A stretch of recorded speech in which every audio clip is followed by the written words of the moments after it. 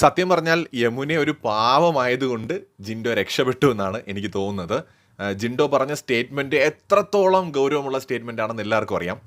നമുക്കറിയാം ജിൻഡോയും അസിൽ മാത്രമേ ഉള്ളൂ, ആളൊരു പാവമാണ്, സംഭവം കയ്യിൽ നിന്ന് പോയതാണ്. പക്ഷേ എന്നാലും ആ സ്റ്റേറ്റ്മെൻറ്റ് ഭയങ്കര റോങ് ആണ്. ഇന്ന് ഉച്ചയ്ക്ക് പറഞ്ഞ സ്റ്റേറ്റ്മെൻറ്റ്, അതായത് ബോഡി ഷോ കാണണമെങ്കിൽ ബാത്റൂമിലേക്ക് വാ എന്ന് പറഞ്ഞൊരു സ്റ്റേറ്റ്മെൻറ്റ്.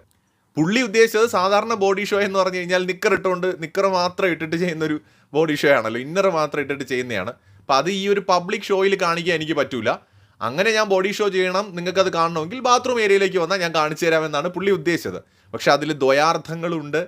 അത് ആർക്കും അപമാനം ഉണ്ടാക്കുന്ന ഒരു സ്റ്റേറ്റ്മെൻ്റ് ആണ്. ഹരാസ്മെൻ്റ് ആയിട്ട് വേണമെങ്കിൽ അവർക്ക് പറയാം.